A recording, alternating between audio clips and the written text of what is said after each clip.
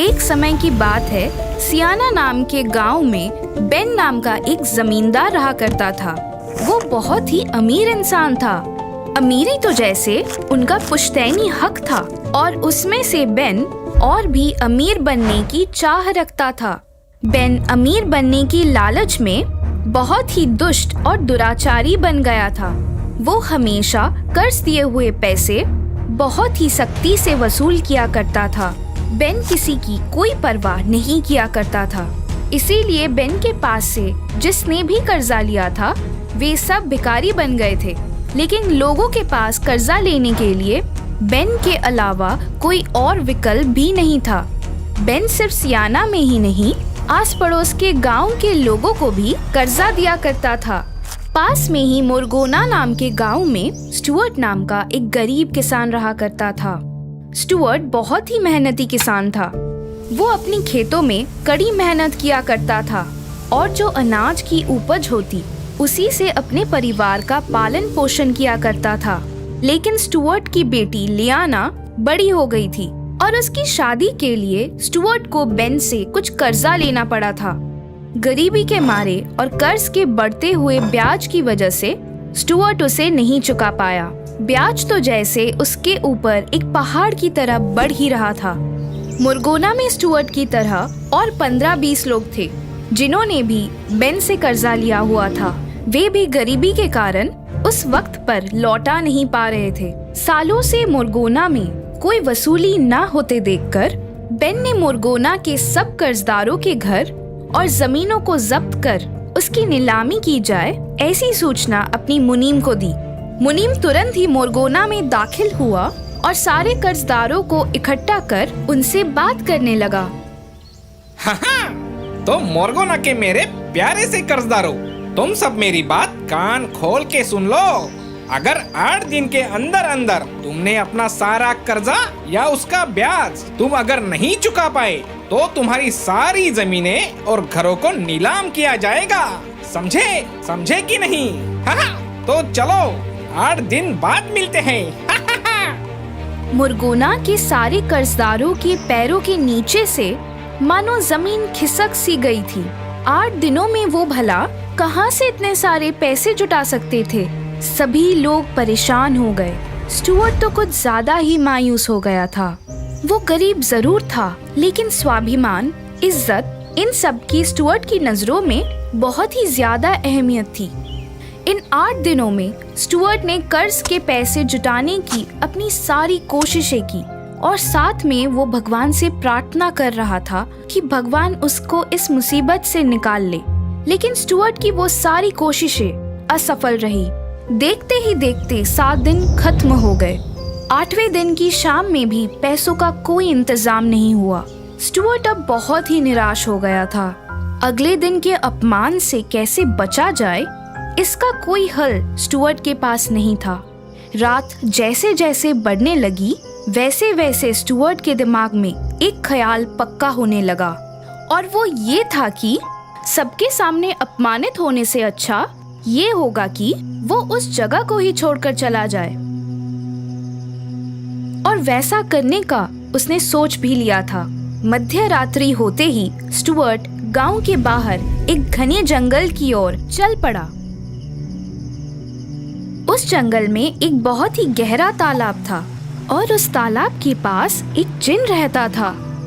थोड़ी देर चलने के बाद स्टुअर्ट को एक तालाब दिखा। चांद की रोशनी से वो तालाब रात में झिलमिला रहा था। स्टुअर्ट ने सोचा एक बार भगवान को याद किया जाए। ये सोचकर स्टुअर्ट उस तालाब के किनारे घुटनों पर बैठकर अपनी आंखें बंद कर कुछ बोल रहा था। उसी तालाब के पास बहुत ही बड़ा एक इमली का पेड़ था। उस पेड़ पर एक जिन रहता था जिसके एक डाली को पकड़कर एक जिन सुकून से झूला झूल रहा था। रात के समय किसी इंसान की आवाज सुनकर जिन ने झूला झूलना बंद किया और डाली से आवाज की ओर देखा तो एक इंसान तालाब के किनारे बैठकर कुछ बोल रहा था। ये सब देखकर जिन थोड़ा चौंक गया। वो सोचने लगा, बीच रात एक अकेला इंसान, वो भी इतने घने और डरावने जंगल में। कुछ तो गड़बड़ है। चलो जाकर देखता हूँ आखिर माजरा क्या है। स्टुअर्ट अपनी प्रार्थना खत्म कर वहाँ से आगे बढ़ने वाला था, तभी अचानक जिन उसके सामने जाकर खड़ा हो गया और जोर जोर से हंसने लगा। जिन को सामने देखकर स्टुअर्ट जिन के ऊपर जोर से चिल्लाया, कौन हो तुम? तुम जो भी हो मेरे सामने से हट जाओ। जिन को स्टुअर्ट की बात सुनकर अजीब लगा कि ये इंसान मुझे देखकर थोड़ा भी डरा नहीं। तभी जिन जोर से स्टुअर्ट से बोल पड़ा, कौन हो तुम? शायद तुमने मुझे पहचाना नहीं। मैं हूँ इस जंगल का जिन। तो मैं क्या करूँ? तुम जिन हो या कोई भूत, मुझे उससे क्या? मैं तो इस जगह को छोड़ के जाने वाला हूँ, और वो भी हमेशा के लिए, और शायद ही इस जगह पर मैं कभी वापस आ पाऊँ। स्टुअर्ट की बात सुनकर जिन को हंसी आई और वो जोर जोर से हंसने लगा और स्टुअर्ट से, तुम्हारी ये सोच मुझे तो बड़ी अच्छी लगी। तुम यहाँ से हमेशा के लिए चले जाओ, ये तो मेरे लिए अच्छा ही है। लेकिन क्या मैं तुमसे पूछ सकता हूँ कि तुम यहाँ से क्यों जाना चाहते हो? जिन के बहुत जोर देने की वजह से स्टुअर्ट ने अपनी सारी कहानी जिन को बताई। स्टुअर्ट की कहानी सुनकर जिन को बहुत खुशी हुई, क्योंकि बहुत दिनों बाद उसे किसी को सताने का मौका जो मिला। इसीलिए जिन खुशी के मारे झूम रहा था और पेड़ की डाली से झूलते हुए जिन ने स्टुअर्ट से कहा, बस इतनी सी बात? अरे इतनी सी बात के लिए तुम यहाँ से जाना चाहते थे? तुम्हारा क्या जाता है इतनी सी बात कहने में? तुम तो एक जिन हो, इसलिए तुम्हें किसी बात की कोई फिक्र नहीं है। वैसे तुम्हें भी नहीं होगी, और वो भी हमेशा के लिए। वो भला कैसे हो सकता है? बताता हूँ। बस तुम इस जगह को छोड़कर मत जाना। अगर तकलीफ ही ना हो तो भला कौन इंसान अपनी जगह छोड़कर जाना चाहेगा? तो फिर ठीक है, चलो मैं तुम्हारे साथ गांव तक चलता हूँ और रास्ते में तुम्हें बताता हूँ कि तुम्हें आगे क्या करना है। स्टुअर्ट जिन के साथ गांव की तरफ निकल पड़ा। जिन ने स्टुअर्ट को आगे क्या करना है वो सारी बातें बताने लगा। जिन की बातें सुनकर स्टुअर्ट को अब अच्छा लगा। स्टुअर्ट जब गांव में पहुंचा तब तक सुबह होने को आई थी। स्टुअर्ट शांति से अपने घर जाकर सो गया। दूसरी ओर मोरगोना गांव के कर्जदार अपना कर्ज नहीं चुका सकते, इस बात का पूरा यकीन बेन को था। इसीलिए उनके घर और जमीन को नीलाम करने के लिए बेन ने अपने आदमी भेज दिए। थोड़ी देर सोने के बाद स्टुअर्ट अपने गांव के जमींदार के पास गया। स्टुअर्ट को घर आते देख जमींदार को लगा कि स्टुअर्ट पैसे मांगने आया है। तभी जमींदार बड़े दुखी आवाज में स्टुअर्ट से, स्टुअर्ट, मैं आप सब लोगों की मुसीबत समझ सकता हूँ, लेकिन मुझे माफ करना स्टुअर्ट। तुम सब लोगों का कर्जा चुका सकूं, इतनी बड़ी रकम तो मेरे पास नहीं है। कृपया मुझे माफ कर देना स्टुअर्ट। गांव के जमींदार उतने सक्षम नहीं है, ये बात स्टुअर्ट को पता थी। इसीलिए स्टुअर्ट ने बड़े ही शालीनता से जमींदार से कहा, नहीं जमींदार जी, मैं आपको ऐसे धर्म संकट में नहीं डालना चाहता। मैं तो बस आपसे ये कहने आया था कि आप बस मेरे साथ गांव की सीमा तक चलिए। कल रात निराश होकर मैं जंगल की ओर चल पड़ा था, लेकिन वन देवता ने मुझ पर कृपा कर मुझे कुछ धन दिया है। वो सारा धन मैंने गांव की सीमा के बाहर एक बड़े से पेड़ पर छुपा कर रखा है। वो सारा धन आप लेकर हमें मुक्त कीजिए। स्टुअर्ट की बात सुनकर जमींदार किसी को बिना बताए स्टुअर्ट के साथ गांव की सीमा पर चला गया। वहां जाते ही पेड़ पर बैठे जिन ने जमींदार के शरीर में प्रवेश किया। वैसे ही जमींदार का बर्ताव अचानक से बदल गया। वो हंसने लगा। ये देखकर स्टुअर्ट तुरंत बोला, ए जिन, ऐसा कोई काम मत करना कि किसी को हम पर शक हो जाए। ठीक है, चलो अब गांव में जाते हैं। अब नीलामी शुरू ही होने वाली होगी। स्टुअर्ट और जमींदार जब गांव में आए तो उन्होंने देखा बेन का एक आदमी बीचों बीच खड़े होकर नीलामी की शुरुआत करने वाला था। जैसे ही नीलामी शुरू हुई वैसे ही जमींदार के अंदर का जिन जानबूझकर कीमत बढ़ाने लगा। जमीन, घर और बाकी जायदाद की कीमत जिन बढ़ा ही रहा था, तभी सारे गांव वाले जमींदार की ओर चौंक देखने लगे, क्योंकि सारी चीजों की कीमत बहुत ही ज्यादा बढ़ चुकी थी। लेकिन इन सब में से सबसे ज्यादा जो खुश था वो था बेन और उसका आदमी जो ये नीलामी कर रहा था। वो बेन से एक बड़े इनाम मिलने की ख्वाहिश कर रहा था। आखिर में सब मिलाकर 10,000 सोने के सिक्कों में नीलामी खत्म हुई। सारी जायदाद अकेले जमींदार ने ही खरीद ली थी। सारी रकम जमींदार से लेने के लिए 2-4 दिन में बेन खुद आएंगे, ऐसा कहकर बेन का आदमी वहाँ से चला गया।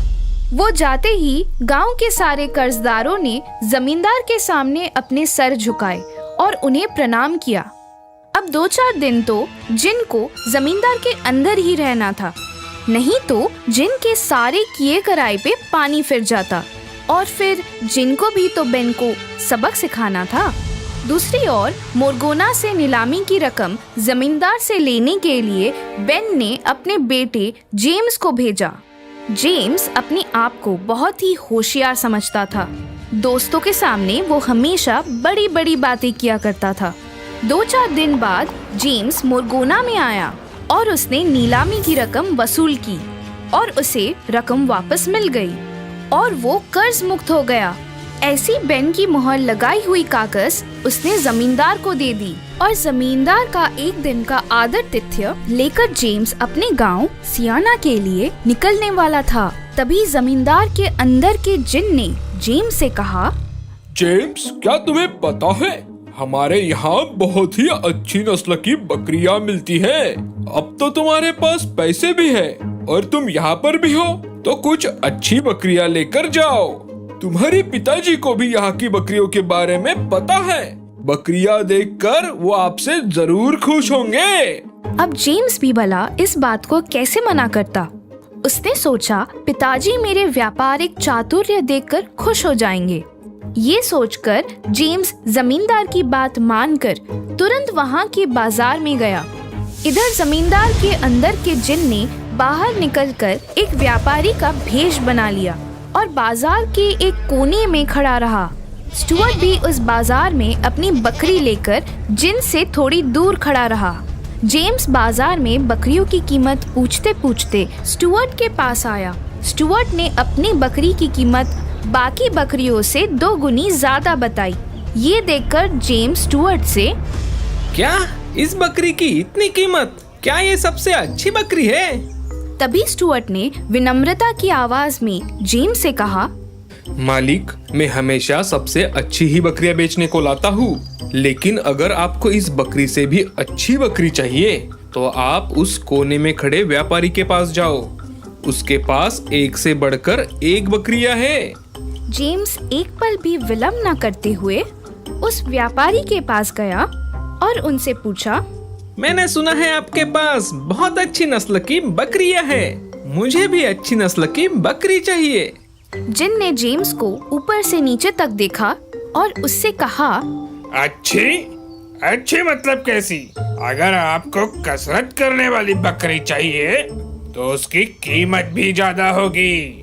कसरत करने वाली बकरी? भला वो कैसे होती है? अगर आपको वो देखना है तो आपको 100 सोने के सिक्के देने होंगे। जेम्स ने तुरंत 100 सोने के सिक्के निकालकर व्यापारी को दिए। व्यापारी जेम्स को बाजार से दूर एक खुली जगह पर लेकर गया और उसने एक बकरी को आगे किया। बकरी पेड़ पे चढ़ने लगी, गोल गोल घूमकर कूदने लगी। बकरी ने बहुत सारे करतब करके दिखाए। ये देखकर जेम्स हैरान रह गया और उसने व्यापारी से पूछा, क्या आपको ये बकरी बेचनी है? बेशक, लेकिन इसकी कीमत 2000 सोने के सिक्के है। 2000 सोने के सिक्के? क्या कभी एक बकरी की इतनी कीमत होती भी है? बस तुम तो इतने में ही डर गए। दोस्त, अगर तुम गाने वाली बकरी की कीमत सुनोगे तो क्या करोगे? क्या गाने वाली बकरी? हाँ, गाने वाली बकरी। लेकिन अगर तुम्हें उसका गाना सुनना है तो तुम्हें उसके 400 सोने के सिक्के देने होंगे। जेम्स ने तुरंत 400 सोने के सिक्के दिए। व्यापारी ने एक बकरी को आगे किया और उसे गाना गाने के लिए कहा। बकरी ने बहुत ही सुरीली आवाज में गाना गाया। बहुत खूब। इस बकरी की क्या कीमत है? 5000 सोने के सिक्के। लेकिन इस बकरी से अच्छी नाचने और गाने वाली बकरी है। अगर 1000 सोने के सिक्के दोगे तो तुम्हें उस बकरी का नाच गाना देखने को जरूर मिलेगा। जेम्स ने बिना सोचे 1000 सोने के सिक्के व्यापारी को दे दिए। व्यापारी ने फिर से एक बकरी को आगे किया। उस बकरी ने 2 पैरों पर नाचकर और बहुत ही सुरीली आवाज में गाना गाकर दिखाया। ये सब देखकर जेम्स बहुत ही चौंक गया। उसने व्यापारी से कहा, मुझे ये बकरी चाहिए। आप इसे कितने में बेचोगे? 10,000 सोने के सिक्के। उससे एक भी सिक्का कम नहीं। लेकिन अब तो मेरे पास सिर्फ 8,500 सोने के सिक्के हैं। कृपया आप ये 8,500 सोने के सिक्के लेकर ये सौदा पक्का कर दो और ये बकरी मुझे दे दो। व्यापारी ने जेम्स को मना किया, लेकिन जेम्स के बहुत मोलतोल करने के बाद आखिर व्यापारी ने सौदा कबूल किया और सोने के सिक्के लेकर बकरी जेम्स को दे दी। बकरी को सियाना गांव की ओर लेकर चल पड़ा। जेम्स के जाते ही जिन स्टुअर्ट के पास गया और अपने अंदाज में स्टुअर्ट से हंसते हुए कहा, स्टुअर्ट मेरे दोस्त, देखा उस साहूकार को मैंने कैसे मजा चखाया। अब सिक्के भी गए और जमीन भी, ना घर का ना घाट का। हा हा हा हा हा हा। स्टुअर्ट की आंखें भर आई।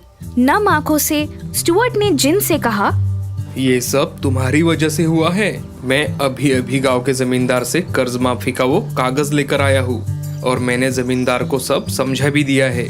अब हम सब लोग कर्ज से मुक्त हो चुके हैं। तुम भगवान जैसे हमारी मदद करने आए, इसीलिए ये सब हो पाया। भगवान जैसे नहीं, जिन जैसे बोलो दोस्त। हा हा हा हा हा हा। जिन ने सोने के सिक्कों की थैली स्टुअर्ट के हाथों में दी और उसने कहा, ये लो, ये सारा धन जंगल का ही है। तुम और तुम्हारे दोस्त ये सब अच्छे से बांट लो और अच्छे से जियो। और हाँ, अब खुद पर ऐसी नौबत मत आने देना कि तुम्हें इस जगह को छोड़कर जाना पड़े। हा हा हा हा हा हा। चलो, अब मैं चला, बाय बाय। ऐसा कहकर जिन हवा में जंगल की ओर चला गया। स्टुअर्ट ने सिक्के अपने दोस्तों में समान रूप से बांट दिए। सब लोग बहुत खुश थे। इधर जेम्स बकरी को लेकर बेन के पास गया और अपने पिताजी से कहा, पिताजी देखिए तो, मैं एक बहुत ही अद्भुत चीज लेकर आया हूँ आपके लिए। जरा देखिए। अच्छा अच्छा, वो सब बाद में दिखाना, पहले नीलामी की रकम मुझे दो। तभी बेन को रोकते हुए जेम्स ने अपने पिताजी को सारी हकीकत बताई। ये सब सुनकर बेन अपना सर पटकने लगा। बेन को सब समझ में आ गया था कि उसके बेटे जेम्स को किसी ने मूर्ख बनाया है और वो जोर से चिल्लाया और बेन से कहा, अरे मूर्ख, ऐसी बकरियां भी कभी होती है? पिताजी, मैं सच कह रहा हूँ। मैंने अपनी आँखों से देखा है। हम इस बकरी का लोगों के सामने खेल कर बहुत पैसे कमा सकते हैं। और हाँ, राजा के सामने अगर उसका खेल किया तो राजा हमें मुंह मांगी कीमत देंगे पिताजी। अच्छा, तो दिखाओ बेटा, सबसे पहले मुझे दिखाओ। अभी दिखाता हूँ पिताजी। जेम्स बकरी के सामने खड़ा रहा और उसे नाचने और गाने के लिए कहा। 2-3 मिनट हो गए, 4 मिनट हो गए, 10 मिनट भी हो गए। ना ही वो बकरी नाच रही थी और ना ही वो हिल रही थी। जेम उसके सामने डर के मारे वो बकरी को अलग अलग इशारों में समझा रहा था। वो अब बकरी के सामने तालियां बजाने लगा और ये सब देखकर बेन को बहुत गुस्सा आया। उसे ये अपमानजनक लगा और उसे शर्मिंदगी भी महसूस हुई। अपनी जगह से उठकर बेन जोर से जेम्स के ऊपर चिल्लाया और उससे कहा, अरे मूर्ख, तुम्हारी बकरी तो नाचने से रही, अब तुम ही नाच गाना करो और लोगों को पैसे फेंकने को कहो। अरे मंद बुद्धि, तुझे किसी ने उल्लू बनाया है। और तुम बन गए हो, समझे? उस दिन के बाद जेम्स ने कभी भी किसी के सामने अपनी बड़ाई नहीं करी। और रही बात बेन की, तो बेन ने वो बकरी अपने घर में हमेशा सामने रखी और उस दिन के बाद बेन ने कभी किसी से ज्यादा ब्याज वसूल नहीं की।